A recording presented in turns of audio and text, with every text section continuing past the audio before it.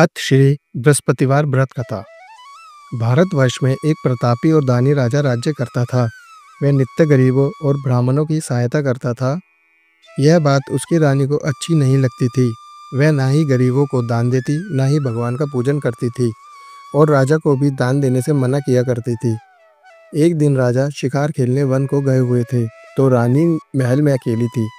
उसी समय बृहस्पति देव साधु वेश में राजा के महल में भिक्षा के लिए गए और भिक्षा मांगी। रानी ने भिक्षा देने से इनकार किया और कहा, हे साधु महाराज, मैं तो दान पुण्य से तंग आ गई हूँ। मेरा पति सारा धन लुटाते रहते हैं। मेरी इच्छा है कि हमारा धन नष्ट हो जाए, फिर ना रहेगा बांस और ना बजेगी बांसुरी। साधु ने कहा, देवी, तुम तो बड़ी विचित्र हो। धन संतान सभी चाहते हैं, पुत्र और लक्ष्मी तो पापी के घर भी होनी चाहिए। यदि तुम्हारे पास अधिक धन है तो भूखों को भोजन दो, प्यासों के लिए प्याऊ बनवाओ, मुसाफिरों के लिए धर्मशालाएं खुलवाओ। जो निर्धन अपनी कुंवारी कन्याओं का विवाह नहीं कर सकते, उनका विवाह करा दो। ऐसे और कई काम हैं जिनके करने से तुम्हारा यश लोक परलोक में फैलेगा। परंतु रानी पर उपदेश का कोई प्रभाव ना पड़ा। वह बोली, महाराज, आप मुझे कुछ ना समझाएं। मैं ऐसा धन नहीं चाहती जो हर जगह बांटते फिरूं। साधु ने उत्तर दिया, यदि तुम्हारी ऐसी इच्छा है तो तथास्तु। तुम ऐसा करना कि बृहस्पतिवार को घर लीपकर पीली मिट्टी से अपना सिर धोकर स्नान करना, भट्टी चढ़ाकर कपड़े धोना। ऐसा करने से आपका सारा धन नष्ट हो जाएगा। इतना कहकर वह साधु महाराज वहां से अलोप हो गए। साधु के अनुसार कई बातों को पूरा करते हुए रानी को केवल 3 बृहस्पतिवार ही बीते थे कि उसकी समस्त धन संपत्ति नष्ट हो गई। भोजन के लिए राजा का परिवार तरसने लगा। तब एक दिन राजा ने रानी से बोला, हे रानी, तुम यहीं रहो, मैं दूसरे देश को जाता हूँ, क्योंकि यहाँ पर सभी लोग मुझे जानते हैं, इसलिए मैं कोई छोटा कार्य नहीं कर सकता। ऐसा कहकर राजा परदेश चला गया। वहाँ वह जंगल से लकड़ी काट कर लाता और शहर में बेचता। इस तरह वह अपना जीवन व्यतीत करने लगा। इधर राजा के परदेश जाते ही रानी और दासी दुखी रहने लगी।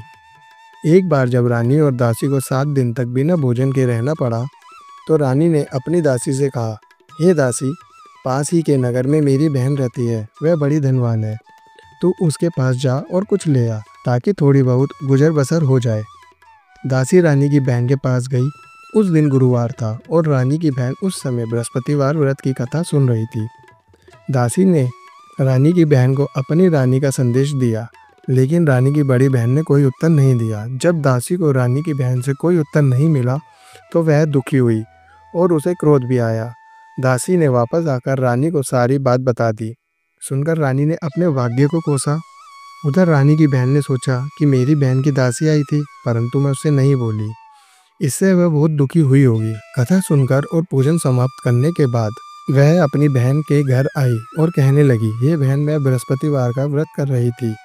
तुम्हारी दासी मेरे घर आई थी, परंतु जब तक कथा होती है तब तक न तो उठते हैं और न ही बोलते हैं, इसलिए मैं नहीं बोली।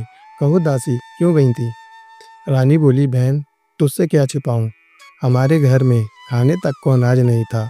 ऐसा कहते कहते रानी की आंखें भर आईं। उसने दासी समेत पिछले 7 दिनों की भूखे रहने तक की बात अपनी बहन को विस्तार पूर्वक सुना दी। रानी की बहन बोली, देखो बहन, भगवान बृहस्पति देव सबकी मनोकामना पूर्ण करते हैं। देखो, शायद तुम्हारे घर में अनाज रखा हो। पहले तो रानी को विश्वास नहीं हुआ, पर बहन के आग्रह करने पर उसने अपनी दासी को अंदर भेजा, तो उसे सचमुच अनाज से भरा एक घड़ा मिल गया। यह देखकर दासी बड़ी हैरान हुई। दासी रानी से कहने लगी, हे रानी, जब हमको भोजन नहीं मिलता तो हम व्रत तो ही करते हैं, इसलिए क्यों ना इनसे व्रत और कथा की विधि पूछ ली जाए, ताकि हम भी व्रत कर सकें।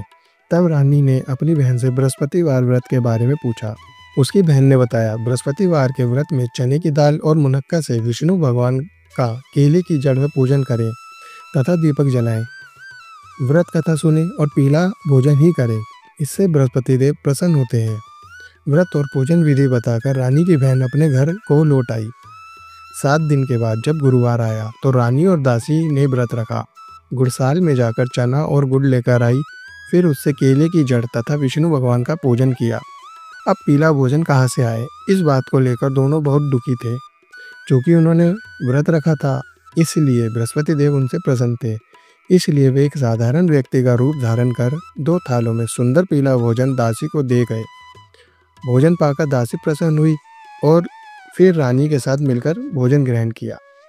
उसके बाद वह सभी गुरुवार को व्रत भोजन करने लगी।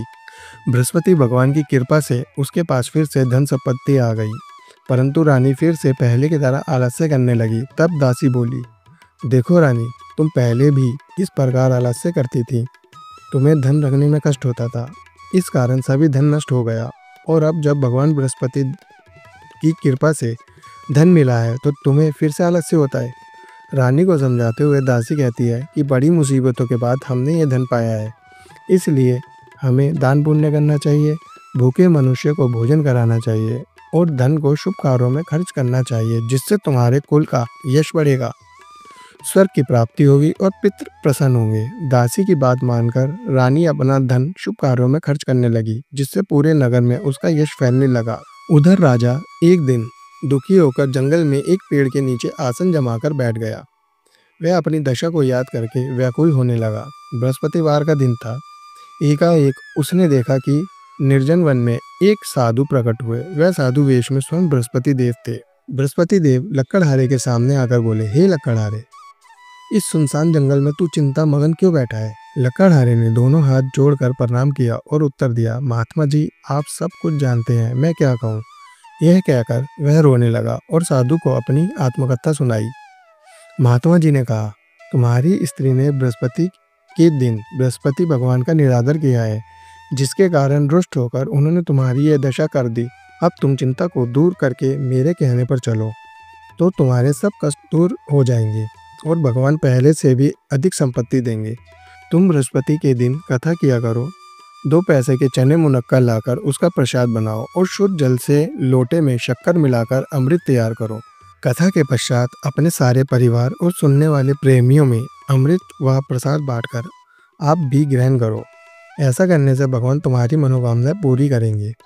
साधु के ऐसे वचन सुनकर लकड़हारा बोला, हे प्रभु, मुझे लकड़ी बेचकर इतना पैसा नहीं मिलता जिससे भोजन के उपरांत कुछ बचा सकूं। मैंने रात्रि में अपनी स्त्री को व्याकुल देखा है, मेरे पास कुछ भी नहीं जिससे मैं उसकी खबर मंगा सकूं। साधु ने कहा, हे लक्कड़हारे, तुम किसी बात की चिंता मत करो। बृहस्पति के दिन तुम रोजाना की तरह लकड़ियां लेकर शहर को जाओ। तुमको रोज से दुगना धन प्राप्त होगा, जिससे तुम भली भांति भोजन कर लोगे और बृहस्पति देव की पूजा का सामान भी आ जाएगा। इतना कहकर साधु अंतर्ध्यान हो गए। धीरे धीरे समय व्यतीत होने पर फिर वही बृहस्पतिवार का दिन आया। लकड़हारा जंगल से लकड़ी काटकर किसी शहर में बेचने गया। उसे उस दिन और दिन से अधिक पैसा मिला। राजा ने चना गुड़ आदि लाकर गुरुवार का व्रत किया। उस दिन से उसके सभी क्लेश दूर हो गए। परंतु जब दोबारा गुरुवार का दिन आया तो बृहस्पतिवार का व्रत करना भूल गया। इस कारण बृहस्पति भगवान नाराज हो गए। उस दिन उस नगर के राजा ने विशाल यज्ञ का आयोजन किया तथा शहर में यह घोषणा करा दी कि कोई भी मनुष्य अपने घर में भोजन ना बनावे, ना आग जलावे, समस्त जनता मेरे यहाँ भोजन करने आवे। इस आज्ञा को जो ना मानेगा उसे फांसी दी जाएगी। इस तरह की घोषणा संपूर्ण नगर में करवा दी गई। राजा की आज्ञा अनुसार शहर के सभी लोग भोजन करने गए, लेकिन लकड़हारा कुछ देर से पहुंचा, इसलिए राजा उसको अपने साथ घर लिवा ले आए और ले जाकर भोजन करा रहे थे तो रानी की दृष्टि उस खूंटी पर पड़ी जिस पर उसका हार लटका हुआ था। वह हार वहां पर दिखाई नहीं दिया। रानी ने निश्चय किया कि मेरा हार इस मनुष्य ने चुरा लिया है। उसी समय सिपाहियों को बुलाकर उसको कारागार में डलवा दिया। जब लकड़हारा कारागार में पड़ गया और बहुत दुखी होकर विचार करने लगा कि ना जाने कौन से पूर्व जन्म के कर्म से मुझे यह दुख प्राप्त हुआ है, और उसी साधु को याद करने लगा जो कि जंगल में मिला था। उसी समय तत्काल बृहस्पति देव साधु के रूप में प्रकट हुए और उसकी दशा को देखकर कहने लगे, अरे मूर्ख, तूने बृहस्पति देव की कथा नहीं करी, इस कारण तुझे दुख प्राप्त हुआ है। अब चिंता मत कर, बृहस्पतिवार के दिन कारागार के दरवाजे पर 4 पैसे पड़े मिलेंगे, उनसे तू बृहस्पति देव की पूजा करना, तेरे सभी कष्ट दूर हो जाएंगे। बृहस्पति के दिन उसे 4 पैसे पड़े मिले। लकड़हारे ने कथा कही और उसी रात्रि को बृहस्पति देव ने उस नगर के राजा को स्वप्न में कहा, हे राजा, तूने जिस आदमी को कारागार में बंद कर दिया है वह निर्दोष है, वह राजा है, उसे छोड़ देना। रानी का हार उसी खूंटी पर लटका है। अगर तू ऐसा नहीं करेगा तो मैं तेरे सारे राज्य को नष्ट कर दूंगा। इस तरह रात्रि के स्वप्न को देखकर राजा प्रातःकाल उठा और खूंटी पर हार देखकर लकड़हारे को बुलाकर क्षमा मांगी तथा लकड़हारे को योग्य सुंदर वस्त्र आभूषण देकर विदा कर दिया। बृहस्पति देव की आज्ञा अनुसार लकड़हारा अपने नगर को चल दिया। राजा जब अपने नगर के निकट पहुंचा, उसे बड़ा आश्चर्य हुआ। नगर में पहले से अधिक बाग, तालाब, कुएं तथा बहुत सी धर्मशालाएं आदि बन गई हैं। राजा ने पूछा, यह किसका बाग और धर्मशाला है? तब नगर के सब लोग कहने लगे, यह सब रानी और बांदी के हैं। तो राजा को आश्चर्य हुआ और गुस्सा भी आया। जब रानी ने यह खबर सुनी कि राजा आ रहे हैं, तो उन्होंने दासी से कहा कि हे दासी, देख राजा हमको कितनी बुरी हालात में छोड़ गए थे। हमारी ऐसे हालात देखकर वह लौट न जाए, इसलिए तू दरवाजे पर खड़ी हो जा। आज्ञा अनुसार दासी दरवाजे पर खड़ी हो गई। राजा आए तो उन्हें अपने साथ लेवा लाई। तब राजा ने क्रोध करके अपनी रानी से पूछा कि यह धन तुम्हें कैसे प्राप्त हुआ? तब उन्होंने कहा, हमें यह सब धन बृहस्पति देव के इस व्रत के प्रभाव से प्राप्त हुआ है। राजा ने निश्चय किया कि 7 रोज बाद तो सभी बृहस्पति देव का पूजन करते हैं, परंतु मैं प्रतिदिन दिन में 3 बार कहानी तथा रोज व्रत किया करूँगा। अब हर समय राजा के दुपट्टे में चने की दाल बंधी रहती थी तथा दिन में 3 बार कहानी कहता। एक रोज राजा ने विचार किया कि चलो अपनी बहन के यहाँ हो आवे। इस तरह निश्चय कर राजा घोड़े पर सवार हो अपनी बहन के यहाँ को चलने लगा। मार्ग में उसने देखा कि कुछ आदमी एक मुर्दे को लिए जा रहे हैं। राजा ने उन्हें रोककर कहा, अरे भाइयों, मेरी बृहस्पति देव की कथा सुन लो। वे बोले, लो, हमारा तो आदमी मर गया है, इसको अपनी कथा की पड़ी है। परंतु कुछ आदमी बोले, अच्छा कहो, हम तुम्हारी कथा भी सुनेंगे। राजा ने दाल निकाली और जब कथा आधी हुई थी कि मुर्दा हिलने लग गया, और जब कथा समाप्त हो गई तो राम राम कह के मनुष्य उठकर खड़ा हो गया। आगे मार्ग में उसे एक किसान खेत में हल चलाता मिला। राजा ने उसे देखा और उससे बोला, अरे भैया, तुम मेरी बृहस्पतिवार की कथा सुन लो। किसान बोला, जब तक मैं तेरी कथा सुनूंगा तब तक 4 हलैया जोत लूंगा। जा, अपनी कथा किसी और को सुनाना। इस तरह राजा आगे चलने लगा। राजा के हटते ही बैल पछाड़ खाकर गिर गए तथा किसान के पेट में बड़ी जोर का दर्द होने लगा। उस समय उसकी माँ रोटी लेकर आई। उसने जब यह देखा तो अपने पुत्र से सब हाल पूछा और बेटे ने सभी हाल कह दिया। तो बुढ़िया दौड़ी दौड़ी उस घुड़सवार के पास गई और बोली कि मैं तेरी कथा सुनूंगी, तू अपनी कथा मेरे खेत पर चलकर ही कहना। राजा ने बुढ़िया के खेत पर जाकर कथा कही, जिसके सुनते ही वह बैल उठ खड़े हुए तथा किसान के पेट का दर्द भी बंद हो गया। राजा अपनी बहन के घर पहुंचा। बहन ने भाई की खूब मेहमानी की।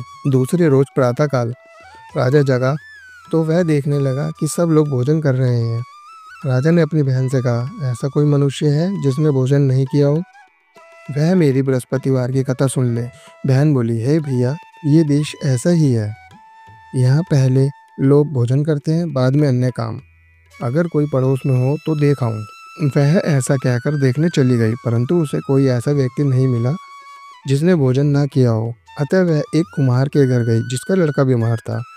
उसे मालूम हुआ कि उनके यहाँ 3 रोज से किसी ने भी भोजन नहीं किया है। रानी ने अपने भाई की कथा सुनने के लिए कुम्हार से कहा, तो वह तैयार हो गया।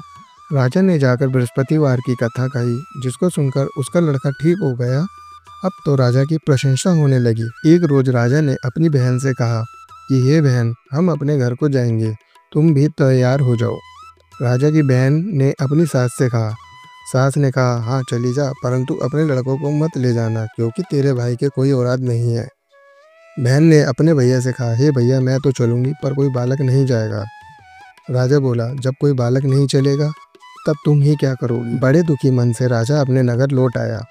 राजा ने अपनी रानी से कहा, हम निर्वंशी राजा हैं, हमारा मुंह देखने का धर्म नहीं है और कुछ भोजन आदि नहीं किया। रानी बोली, हे प्रभु, बृहस्पति देव ने हमें सब कुछ दिया है, वह हमें औलाद भी अवश्य देंगे। उसी रात को बृहस्पति देव ने राजा से स्वप्न में कहा, हे राजा, उठ, सभी सोच त्याग दे, तेरी रानी गर्भ से है। राजा को यह बात सुनकर बड़ी खुशी हुई। 9वें महीने में उसके गर्भ से एक सुंदर पुत्र पैदा हुआ। तब राजा बोला, हे रानी, स्त्री बिना भोजन के रह सकती है, परंतु बिना कहे नहीं रह सकती। जब मेरी बहन आवे तुम उससे कुछ मत कहना। रानी ने सुनकर हाँ कर दिया। जब राजा की बहन ने यह शुभ समाचार सुना तो वह बहुत खुश हुई और बधाई लेकर अपने भैया के यहाँ आई। तभी रानी ने कहा, घोड़ा चढ़कर तो आई नहीं, गधा चढ़ाई। राजा की बहन बोली, भाभी मैं इस प्रकार न कहती तो तुम्हें औलाद कैसे होती। बृहस्पति देव ऐसे ही हैं, जैसे जिसकी मन में कामनाएं हैं सभी को पूर्ण करते हैं। जो सद्भावना पूर्वक बृहस्पतिवार का व्रत करता है एवं कथा पढ़ता है अथवा सुनता है, दूसरों को सुनाता है, बृहस्पति देव उसकी सभी मनोकामना पूर्ण करते हैं। बोलो बृहस्पति देव की जय। विष्णु भगवान की जय।